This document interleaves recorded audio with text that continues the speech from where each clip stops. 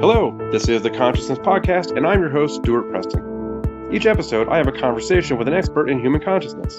In this episode, I interviewed Dr. Debra Diamond, a former Wall Street money manager, CNBC commentator, and host of a CNN radio program, who left a high-profile job to pursue a life of spirituality and purpose. She is a graduate of the Holistic Studies Institute of New York, has completed mediumship training at the Arthur Findlay College in the UK, and trained at the Carl Jung Institute in Zurich, Switzerland. She is a writer, artist, thinker, and psychic, and provides a unique perspective on human consciousness. We discussed the survival of consciousness, universal consciousness, and more. Please enjoy this episode with Dr. Debra Diamond. I really appreciate you joining me today to discuss this. You're a unique and different person, obviously, and unique and different to the type of people that I have been choosing to interview, here on the podcast. So if you would please just kind of introduce yourself and tell us what you're about, because I know you went from a very high profile, maybe even call it fast lane, kind of a life on Wall Street to pursue a life of purpose and spirituality. So maybe tell us a little bit about what the catalyst was for that change. Sure. Thank you, Stuart, for having me here on the program. I'm a big fan, and I think you do wonderful work. Pleasure. So thank you. Thank you. So in terms of, you're welcome. In terms of my background, you're correct. I was a money manager on Wall Street for many years. I was also a commentator on CNBC and a professor at Johns Hopkins University. That was my chosen work and profession, to be in finance. And the thing was, when I was in the investment business, I always knew things. I didn't know how I knew them, but for instance, we would get a big stack of mail 3 times a day full of annual reports and prospectuses and research reports. And I would be able to pick up one of these reports, and without reading them, I would know the contents. I would know if the company would be a good investment. I would know about the management team and the industry and the product. So I didn't know how I knew any of those things. And in the investment business, nobody really talks about, the term psychic never comes up. Nobody's talking about consciousness. These are just not topics that are primary to the investment business. And I was very busy. I didn't have time to think about it or philosophize. So I just didn't really know what it was. My boss used to say to me, Debra, you have really good instincts. So I thought, okay, I guess that's the answer, good instincts. And that's about as far as I went. It wasn't until 2007 when I took a intuition development class in New York, and I took it because I thought, well, I have pretty good intuition. It'd be fun to tune it up. That's when things started really happening and moving. In the class, it was a weekend class. There were about 25 people. I didn't know any of them. And I live in Maryland. I drove up to New York for the class for the weekend. And, we were doing a number of exercises Saturday morning, and I was getting everything. I didn't know how that was possible, but they were very low-key exercises, so I didn't think too much about it. We took a break, and when we came back, the teacher said, now we're going to do a seance. And, oh, by the way, the teacher is a PhD from Columbia and teaches Far Eastern religion at Hunter College and translates Sanskrit manuscripts. So she's not woo-woo. She, is an academic. She just teaches meditation and whatnot. But anyway, when she said we were going to do a seance, I was like, that's not really what I want to do. And it frightened me. But then I thought, well, it was still Saturday morning and the class went through Sunday afternoon, so I'd just do this next exercise and then we'd move on to something else. So the teacher said, I'm going to put you in a meditative state, and then I'll take you out of the meditation, and if you see anything, you let me know and I'll tell you what to do. And I thought, well, that doesn't apply to me. I'm not going to see anything. So we meditated. She took us out of the meditation, and she said, does anyone see anything? And I looked around the room, and everyone was looking at each other. And I raised my hand, and she said, yes, Deborah, what do you see? And I said, I see about 50 people. These were people who had passed, family members of mine, people who went with the other students in the room. Mm-hmm. And she asked me if, she said, if you see someone in the corner of the room, that means they probably go with someone in that corner. So I said, well, I do see someone in the corner, and she asked me to describe them. And I said he had dark hair, parted in the middle, handlebar mustache, big white teeth. And as I said that, the woman in the corner began to sob. And she said, I can identify him. That was my fiance. He died 2 years ago. So Wow. The woman in the corner said to me, if I show you pictures of him on my cell phone during the break, would you be able to identify him from the pictures? And I said, sure, because, I'd seen him so plainly. So during the break, she came over and she flipped through these pictures, and I said, there, that's him. And she said, yes. Now, she had wanted to hear from him. She had been waiting 2 years to hear from him. She believed that she, would have some contact from him. And she hadn't, so she was very disappointed. But now she was grateful because I had facilitated something for her that was very meaningful. So she gave me a big hug, and she thanked me. Now, I come from Wall Street. There are no hugs on Wall Street and no thank yous either. So, it was a new experience, but I realized that I had done something significant for someone, even though I didn't really understand how it happened. I continued in the class the rest of the weekend. All sorts of things were happening. I was very overwhelmed by everything. And Sunday night, I drove back to Baltimore, and I called one of my sons. I have 3 sons, but one is a very linear thinker, very logical. And he's at Duke right now getting his MBA, so that gives you the kind, an idea of the way he kind of thinks. So Right. I called him, and I explained what happened. And he listened to everything I said. He didn't say, none of it happened. But when I was done talking, he said, well, that makes sense. We're just energy, and the energy has to go somewhere. So, yeah. So I was like, well, okay, if you put it in that context, I can sort of deal with this, because now we're talking about something that's sort of pseudoscientific, science and spirituality combined. And I could understand that. I still was overwhelmed, but it gave me a context to deal with. And I've actually used that explanation, from that point forward in all of my work, because it's true. And he's not the only person to have said this. Einstein has said it, and, there's been many consciousness researchers who echoed the same thought. We are energy, and everything is energy. So it explains all the work that I do, and I think it grounds it. And, we're not talking about ghosts and the paranormal and, anything like that. I come from a left brain background. So, I'm looking for a logical, more kind of realistic explanation. So anyway, that's what kind of started me on my work. I eventually began to do readings. It took me a while to accept what happened to me. It really did. But Right. Eventually I began to do readings. And in 2013, I was asked to read for a famous NDE, or near-death experiencer, who had been struck by lightning and came back with these unusual abilities and gifts. And I read for this person, and during the reading, I was being shown some very unusual symbols, because psychics are shown things in symbols in readings. And when I came home that evening, because the reading was in Washington, D.C., when I came home, I started thinking about the reading, and I thought, what happened to this person? Why does he have these abilities? What's he supposed to do with them? What do they mean? And do other NDEs get them, and why do they get them? So I Googled NDE after effects, and I found out there hadn't been any research done. So I said, well, I guess I'll have to do the research. Now, it's not that far-fetched, because remember, I was on Wall Street for many years. The first 10 years, I was a healthcare research analyst. So I, came out of that kind of background, a conventional background in research in healthcare. So I that was my first research into consciousness, and it was amazing. And, the work that I did in the NDE world has acted as a foundation for a lot of the other work that I do, because many of the experiences that NDEers have are applicable to all sorts of other experiences all of us have, with consciousness.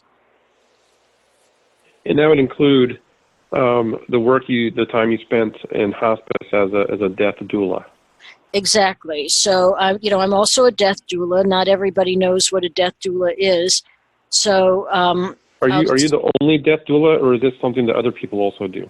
oh no, there are lots of death doulas. So, death doulas, in my case, sit bedside with the actively dying at hospice. And the idea of sitting vigil with someone when they're near death is not a new concept. I mean, that's been going on for thousands of years. But the institutionalization of the process of being a death doula is something fairly recent. It's only been in the last maybe 10 years or so that that's developed. And now there are actually training programs for death doulas. And I noticed, when my book came out, Diary of a Death Doula, it just came out, I've heard from many people who have said, this is something that I want to do. They're looking for something meaningful to do with their lives. And this is work that I think is compelling and, it seems to be very interesting to people. So there are training programs. There are all kinds of death doulas. Some of them get involved in legacy projects and wills. Some get involved in funeral arrangements. Some work with the families. I sit bedside with the actively dying. And the reason I was interested in doing that was because I am a psychic and a medium, and I'll just say not everybody knows the difference between a psychic and a medium, but all mediums are psychics. Not all psychics are mediums. Psychics retrieve information from the universe about things that affect all of us in our day-to-day lives. So it could be jobs, it could be money, relationships, health. Mediums connect with those who've passed over. So they're two different things. I'm a medium. I connect with those who've passed over. And I knew that I could sit bedside with the actively dying because I communicate with folks who've passed. So it didn't scare me. Right. And so that's a little bit about how it came about. Actually, though, it really started in 2001. My mother passed away in 2001, and we had hospice come to help us when she was ill. And hospice, one point, one of the hospice professionals handed me a piece of paper and said, you might want to read this. And I thought, well, maybe it has to do with medication or even funeral arrangements. And I set it aside. But when I eventually picked it up and read it, it said, if the body's ready and the soul isn't, you don't die. And if the soul is ready and the body isn't, you don't die. When the soul is ready and the body's ready, then you die. So, that was something very striking to me. It was more than I expected from hospice. And it's not a new concept. I mean, it's been explored, by the ancient Greeks. It's been explored by Descartes, in the 1500s. It's called dualism, the idea that we're not just our body and we're not just our soul, that we're both. But right. I, was very interested in that. And I thought about it, and I actually thought about it for a long time and knew that I wanted to do something related to hospice. And it wasn't until about 2015 or so that I began to do this work. So it just kind of naturally evolved. Right. And in your work as a death doula, and by the way, I'll put a link to the book on the blog so that people can get to that, also to your website. But as your work as a death doula and researching these extraordinary outcomes from near-death experiences, NDEs, what kind of insight did that give you into what consciousness is? Well, as you know, consciousness is extremely complicated. It's, science can't really define it.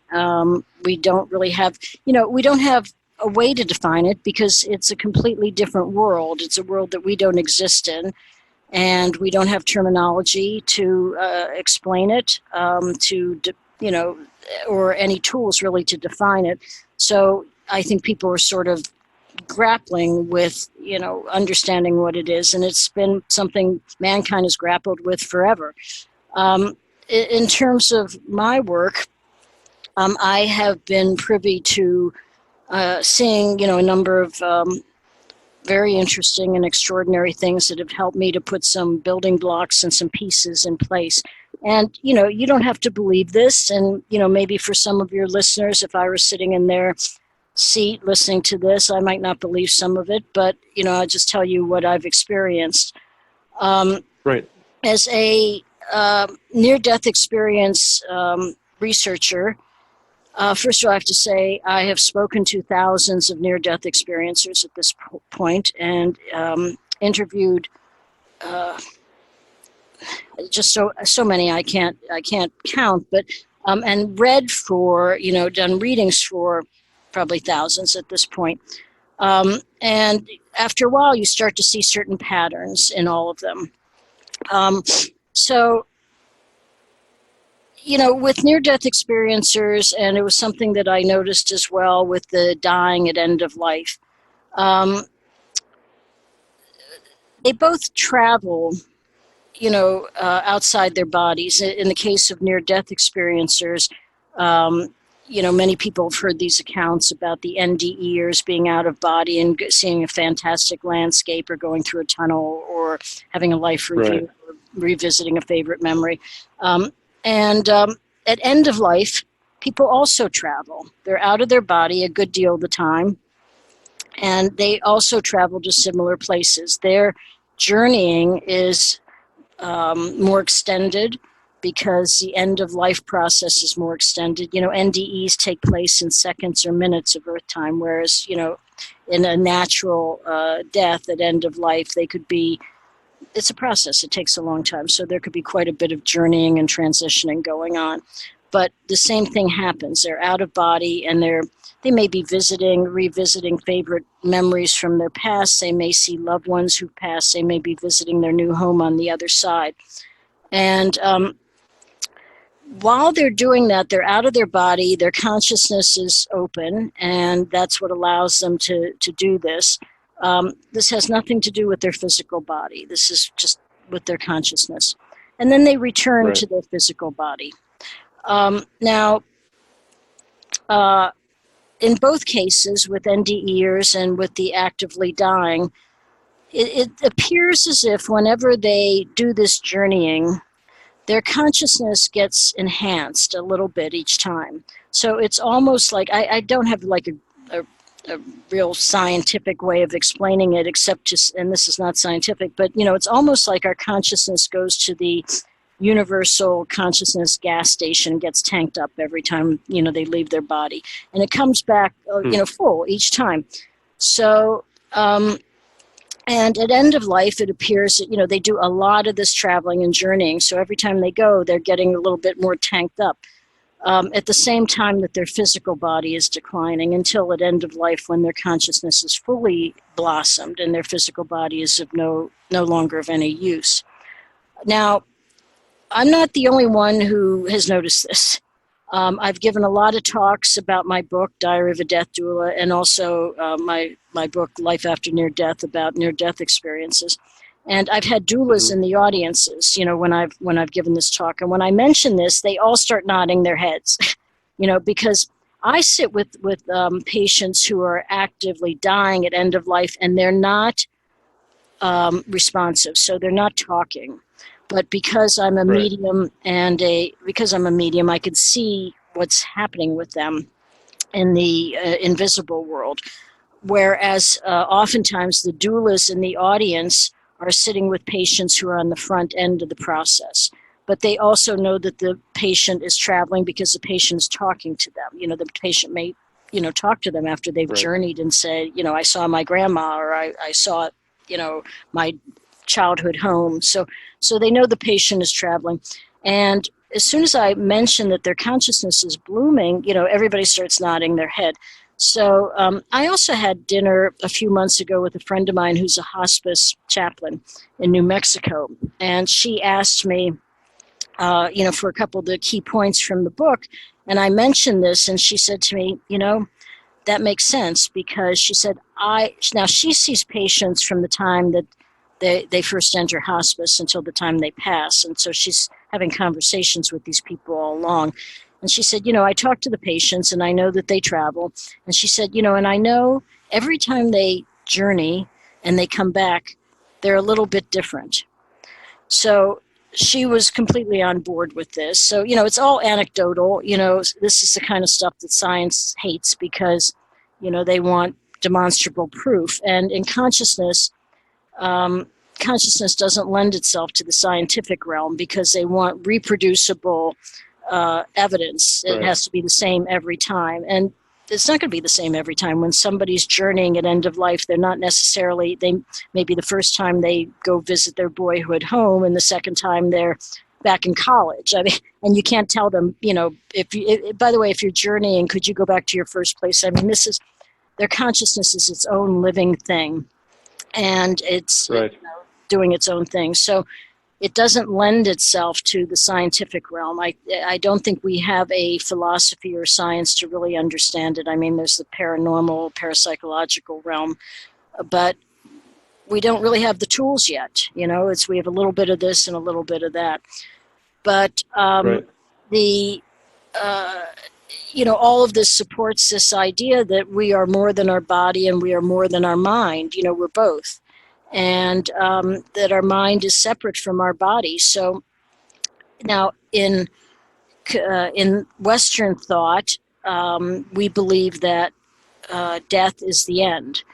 People go to hospice or the hospital and they see a loved one lying in the bed and it looks like there's nobody home and they get scared.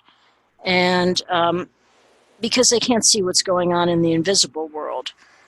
But there's more to us than just the physical body. But that's what most people see at end of life. And, really 150 years, this is all fairly new, by the way. Up until 150 years ago, death was part of life. And, if you go back to ancient cultures, you go back to the Egyptians, the oldest known culture on Earth, 5,000 years old, Mesopotamians, the Mayans, the Incas, all of them considered death to be part of life. And, you went on. You were still part of the world. In the Inca culture, they used to, when someone died, they would wrap them up, put them in a chair, and carry them around with them. They'd take them to parties. They would ask them for advice. They were part of their lives. Now, in the last 150 years, since Western medicine has become prevalent, people are shuttled off to antiseptic settings, to the hospital, to hospice. We've taken the soul out of death. It's become purely a medical phenomena. This is starting to change a little bit now, but I think that's what scares people. We've taken the soul away from it. And, the soul is a huge part of it. But Western medicine doesn't address that. When you go to medical school, you don't study the soul. You study physiology. Right. Yeah, that makes a good point. When you say, so when somebody's in hospice and they're lying there going through this end-of-life experience, their consciousness, their soul, leaves, gasses up a little bit, comes back, leaves, gasses up a little bit, comes back. Is that correct? And if that is correct, I saw in your book, you said something along the lines of, right now a normal, regular person like me is 99% physical and 1% consciousness or soul. Mm-hmm. And then when they go and they get gassed up, they come back and maybe they're 95% physical and 5% consciousness. Obviously, the physical part didn't deteriorate. They've added consciousness in. If that's going on, are you able then to use your skills, your psychic and mediumship skills, to communicate and connect with somebody that maybe has developed a little bit of an expanded consciousness as a result of this process? You mean if I'm sitting bedside with the dying? Or... Yeah, or maybe it doesn't even have to be a physical closeness to them, but somebody who has more consciousness as a result of this, or like NDEs also. Oh, it doesn't have to be somebody who's dying. Right. NDEs come back and they've got more consciousness than the rest of us. Does that give you any kind of a special connection to them? Yes. So that happens very frequently. So I have people who come to me for readings, and one of the first things I often see is if they've had some sort of extraordinary experience. I'm able to see that. So because the way they present to me is different. And someone who's not had that experience, I see certain things about their metaphysical body that are different. So, I will then ask them, that's the first question. If I see this, I ask, did you have a spiritually transformative experience or an NDE? Sometimes they don't know, especially with spiritually transformative experiences.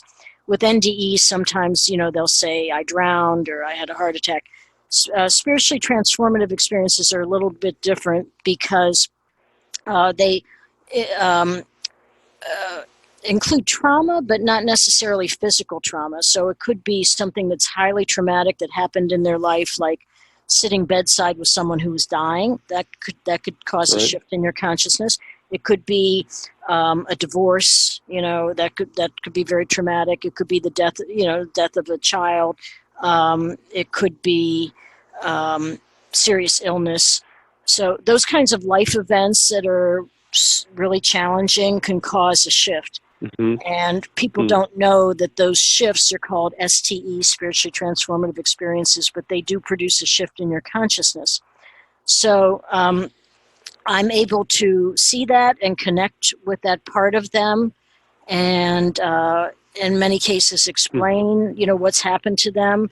I don't know anyone else who does this. I mean, I'm not patting myself on the back. It just so happens I do this because, it started with doing the research into NDEs and reading for NDEers, and now it's something that just, I do. But so I've seen lots of people who've had these experiences, and they're the same in that respect in terms of their consciousness is enhanced. And that's one of the things about NDEers. They all come back with their consciousness enhanced. Same thing with STEers.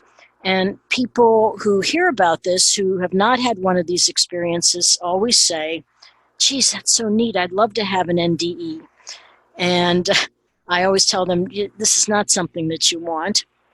It makes life very unwieldy because we're living on Earth, and it sounds like a very cool thing to have your consciousness enhanced. And somebody out in the universe had this idea, somebody or something, somehow it happened, for some of us to be walking around with enhanced consciousness.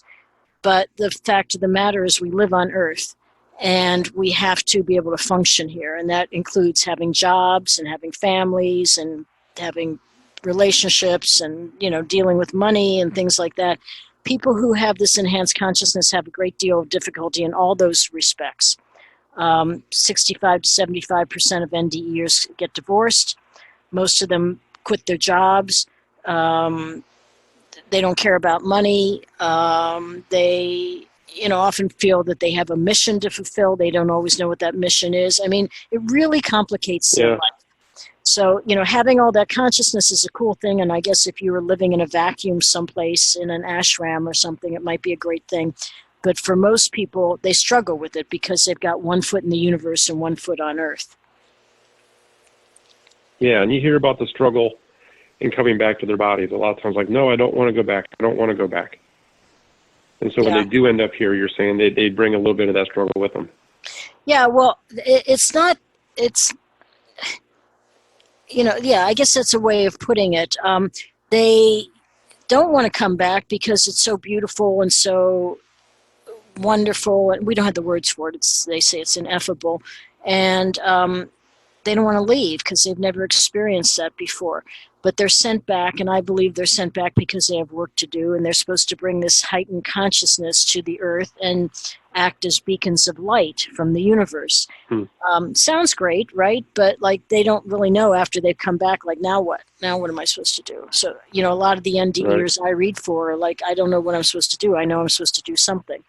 So another day at the law firm just doesn't do it for them, or another day in the factory doesn't do it. So, and that's because of this enhanced consciousness, now you've got something else going on with you that's tugging at you and revealing things that a normal person wouldn't have privy to. And it's really complicated.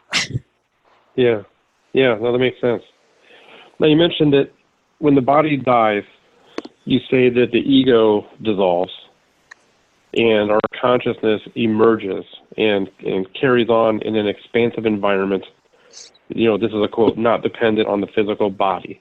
Mm-hmm. So I'm wondering what all that means. What does it mean when you say like when the ego dissolves, how is that dissolving? And when consciousness emerges, what's going on with that emergence? Well, so I'll take the second part first. So the emergence of the consciousness is something that's part of that. It appears to be part of that process at end of life. We just keep incrementally adding to our consciousness until the moment that we actually are at physical terminal death, and then we have full blown consciousness. It's the same thing NDEs talk about. About this. They always say to me, why did everything seem more real when I had my NDE? Well, because you now have like full-blown consciousness, which is real, realer than, more real than anything we experience on Earth. So the same thing happens at end of life. The consciousness is now full-blown. It's been like a balloon that's been inflated all the way. And our personality, our essence, or our soul, however you want to describe it, what makes us us, continues. That's what continues. That's our energy, and that continues. But the earthbound kinds of feelings and motivations and whatnot seem to drop off, and that's the ego part. Those on the other side don't appear to have any ego. They just want to do good. They have this heightened consciousness. They're pure. They have this pure form of energy that we call love, I believe. So that's what they reflect. And all these other kinds of earthbound feelings and emotions, anger, frustration, jealousy, rage, things like that, they don't exist on the other side. So when I read for people, sometimes I'll say, oh, I have your father here, your father who passed. And the sitter will say, I don't want to talk to him. He was mad at me. And I say, well, I think it's okay. And then the father will come in, and I'll give you an example. One time I was reading for someone, and she said, I don't want to talk to my father. He's mad at me. And then the father came in to the reading, and he said, oh, those were earth problems. So, I think that pretty much sums it up. They're not thinking of any of those things. And there's no attachment to earth or to any of those, any of those things that would bother people here on earth. So on the other side, they just are the highest form of vibration and energy and consciousness. And, I think that's why NDEs say, I never felt so good. I've never, had this kind of experience. It's just something we're not capable of on Earth. We're not capable of reaching that level. Yeah. And you say level, you mentioned other realms and frequencies that you have access to as a medium. Is it something there's like different realms or levels that consciousness is going from? So mostly attached to this body and then into a new realm or plane, and it keeps moving from one to another until it hits kind of that universal consciousness. Am I getting that right? Well, we don't really know. I mean, I know that there are different, I don't know about the word levels. I don't know if we have a word for it really, but there are different areas in consciousness. Look, consciousness exists in the universe, and the universe is vast and infinite, and we don't understand it. But, it appears as if when people die on Earth, it appears as if they initially go to a certain place to sort of, maybe like a lower level of consciousness to sort of get adjusted. And eventually they move on from there. Whether these are like real levels like we think about it, like, levels in your house or levels in a department store or something, I don't know, because I am shown things as symbols. So, these are symbols that I've been given. I know there are people out there, other authors and whatnot, who, insist that there's so many different, 7 different levels of consciousness or 25 different levels of consciousness. Yeah. I mean, I don't know. I don't know how many levels there are. I don't know how you could say it, because consciousness is not, I'm not sure it's really structured. It's not material like the Earth. It's not 3D, and it's not something you can just count like that. So I think we have to do the best we can to describe it, according to the means that we have. But I'm not sure it really lends itself to that all that well. So Right. yeah. But you do think that there is a universal consciousness out there, and that's where our consciousness expands into that. There appears to be some form of universal consciousness that, or collective consciousness that we inhabit after we pass from Earth, from the material world. And the reason I say this is because whenever I do a reading and connect with someone who's passed, they seem to be part of some kind of collective consciousness, because they often show me, oh, I'm with my grandmother. And it's sort of like their grandmother could be existing in some space that is, according to our calculations, very, very far away, but their essence is able to be right next to them in a second. And Right. The same thing with people who've passed in their connection with those on Earth. We don't know where people go physically when they pass, but in a mediumship reading, they can instantly appear. They're just right there. Right. So I just have to make the connection, and here they are. So, so there seems to be some gigantic entity or space in which everybody, goes. But because consciousness doesn't take up any space, it's not material, it doesn't have any weight, it can hold an unlimited amount of individual consciousnesses. Yeah. That makes sense. It's really like it hurts my brain to try to figure it out. Do you think that consciousness existed also before the physical life, like it did after? Does that mean something special for our time here in this physical realm? I'm not the right person to ask about that. People often ask me about reincarnation and about, past lives and about, if we existed before we got here. I am not the person to ask about that. I mean, my work is really focused on a couple discrete areas, and reincarnation and life before life and all that. Those are different areas that require more work, and that's not something I focus on, so I don't have an informed opinion. Okay, that makes sense. What about, do you happen to have an opinion on altered states of consciousness, things like dreams, psychedelic experiences, other what people call altered states? What have you looked at those, studied those? Do you have any thoughts on those and what those might mean in terms of consciousness?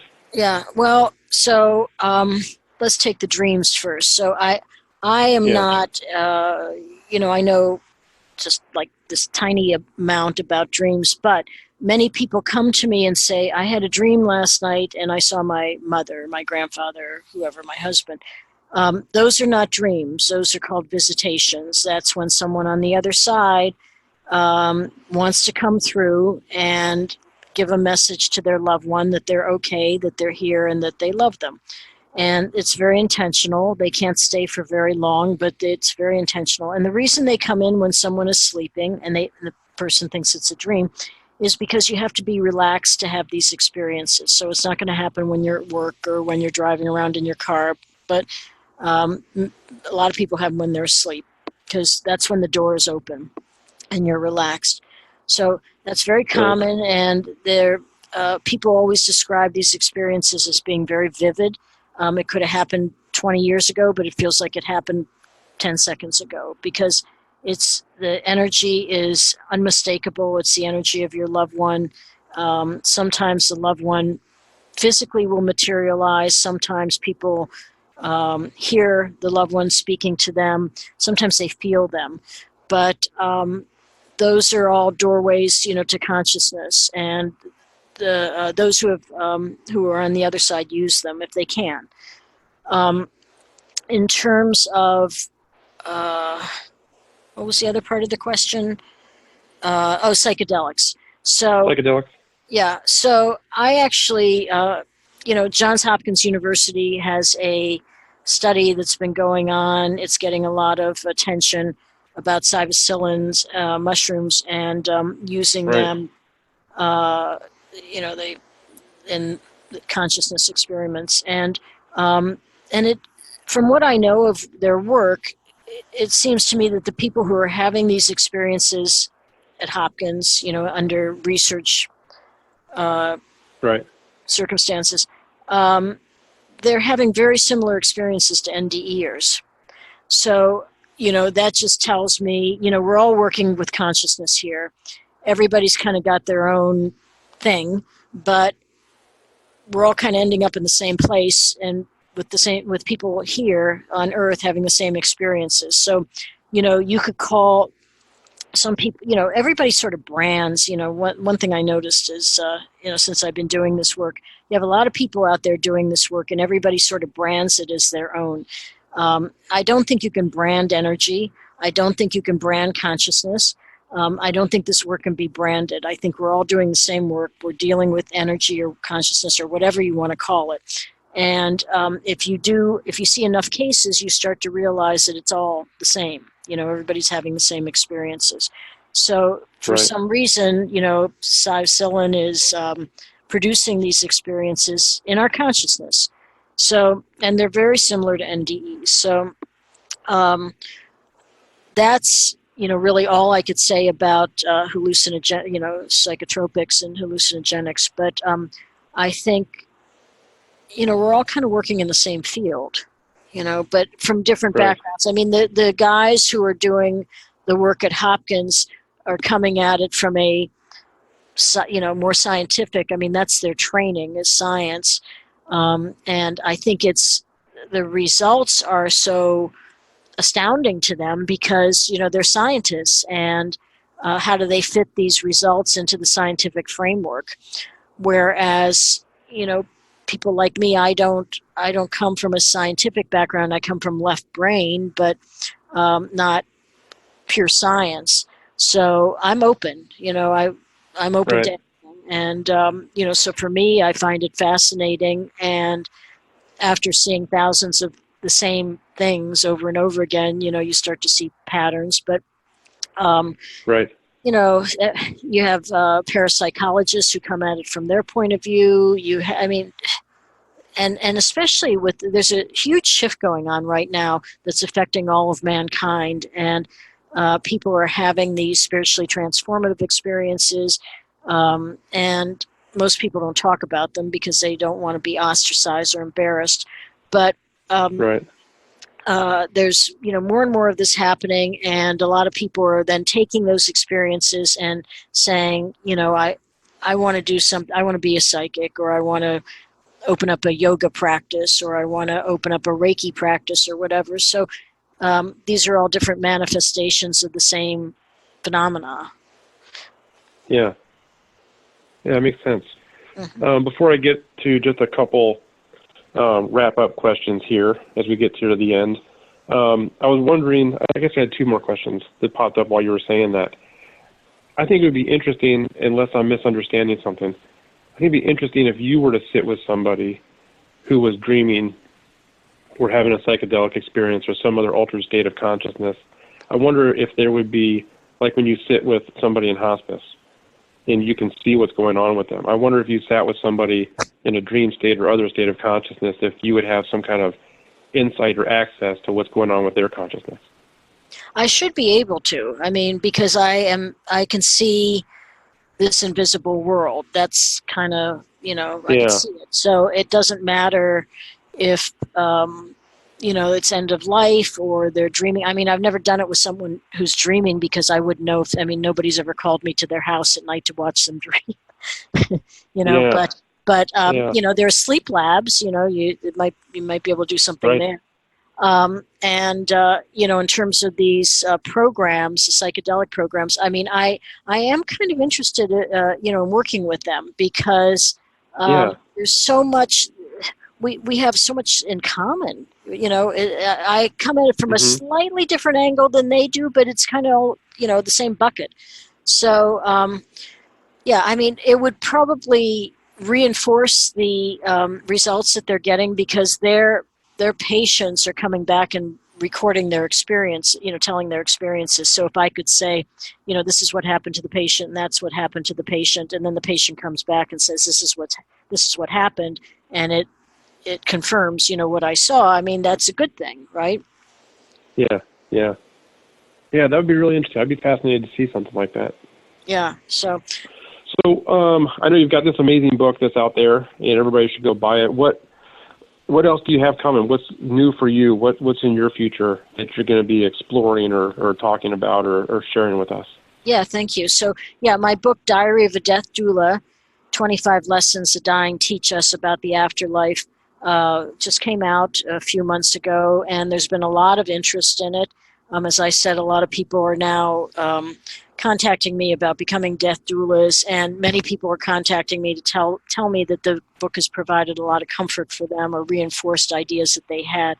My earlier book, Life After Near Death, Miraculous Stories of Healing and Transformation in the Extraordinary Lives of People with Newfound Powers, explores near-death experience after effects.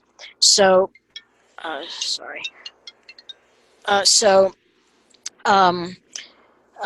both of those focus on consciousness.